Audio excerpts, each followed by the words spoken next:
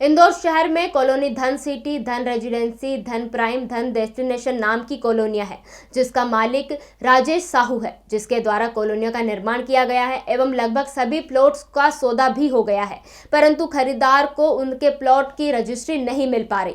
जब भी खरीदार कॉलोनाइजर राजेश साहू के पास अपने कागजों के लिए जाते हैं तो उन्हें बस आश्वासन मिलता है।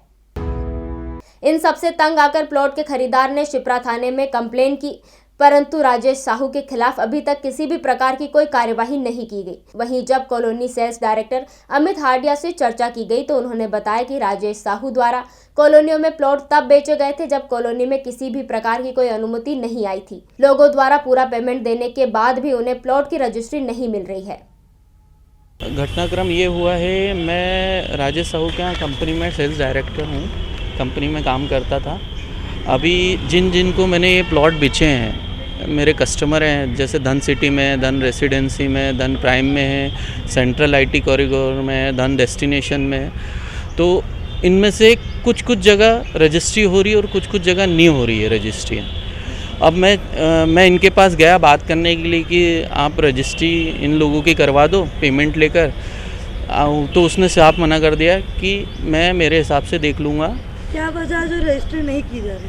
वजह यह है कि कहता है कि टाइम पे इंस्टॉलमेंट नहीं दी, और मैं बोलता हूँ कि उन लोगों से पहले जब प्रोजेक्ट बेचा था हम लोगों ने, कस्टमर से किसी भी प्रकार से इस तरह से कोई बात नहीं हुई थी कि आपको इंस्टॉलमेंट देना है या नहीं देना है। कस्टमर में इंस्टॉलमेंट नहीं दी है, कस्टमर से ऐसी कोई बात ही नहीं हुई थी ना इंस्टॉलमेंट देने की। उन्होंने कहा था जिस दिन आपका डेवलपमेंट कंप्लीट हो जाएगा उस दिन हम पूरा पैसा दे देंगे।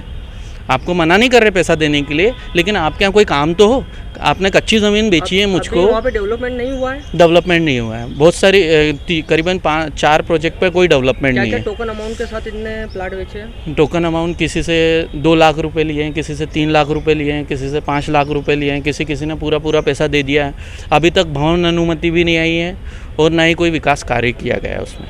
और क्या आपने इसके लिए कहाँ शिकायत करी है? मैंने शिकायत करी है कलेक्टर ऑफिस, अपना कमिश्नर ऑफिस, MIG थाने में, विजयनगर थाने में मैं आज जाने वाला हूँ। वहाँ शिप्रा थाने में भी उसके खिलाफ 468 और 467 ये धाराएं लगी हैं और 420 की भी धारा लगी है, जिससे वो अभी भागा हुआ है, यानी ज़मानत नहीं हुई है वो।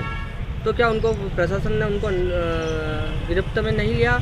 अभी तक कोई प्रशासन का कोई कार्रवाई नहीं हुई है उसके खिलाफ। आप क्या चाहते हो प्रशासन से? प्रशासन से चाहता हूँ कि उसके खिलाफ कार्रवाई हो, उसकी कॉलोनी के खिलाफ कार्रवाई हो, और ये जो गलत काम कर रहे हैं जितने भी लोग हैं, वहाँ पे बहुत सारे लोग हैं। आप उस कंपनी में क्या थे, उस कॉलोनी में क्या थे? सेल्स डायरेक्टर था मैं।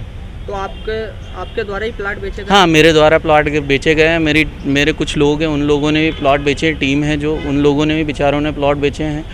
और यहाँ तक कि यदि मैं बात करने गया था अभी बीच में, तो कहने लग गया कि तू कंपनी के खिलाफ बोल रहा है, मुझे तेरे खिलाफ भी इंतजाम करना पड़ेगा, तेरे खिलाफ कार्रवाई करना पड़ेगी। ओनर कौन है उसके कॉलोनी का?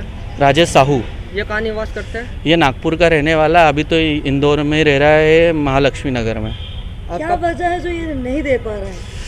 एक्चुअली वजह ये है कि वहाँ की कीमतें बढ़ गई हैं। पहले जो प्लॉट बेचे थे हमने 500 रुपये में, आज उसकी कीमत हो गई 2500, 2800, 3000 रुपये। इस वजह से लालच आ गई है। हाँ, जनता को सीधी बात है, जब इनके पास कोई परमिशन नहीं थी, कोई काम नहीं था, जब उनके पास कच्चा खेत पड़ा था, उस समय इन्होंने हमसे प्लॉट बिकवाए। क्या कॉलोनी के TNC डाइवर्शन सब है? TNC डाइवर्शन तो अभी, डाइवर्शन और विकास अनुमति अभी आई, उसके पहले जब हमने माल बेचा था उस समय कोई परमिशन नहीं आई थी। आप प्रशासन से क्या चाहते हैं? प्रशासन से चाहते हैं कि उसके खिलाफ कार्रवाई हो और जितने भी प्लॉट बेचे हैं उन सभी की रजिस्ट्रियाँ हों। जितने भी लोगों को प्लॉट बेचे ऐसे तो 150 लोग हैं। 150 लोगों की, 150 लोग ही समस्या में हैं। 150 लोगों में से बहुत सारे लोगों की हुई है और बहुत सारे लोगों की नहीं कर रहा है ये रजिस्ट्रियाँ। खबरों में बने रहने के लिए ग्रामीण भारत TV को सब्सक्राइब कीजिए और बेल आइकॉन दबाना ना भूलें।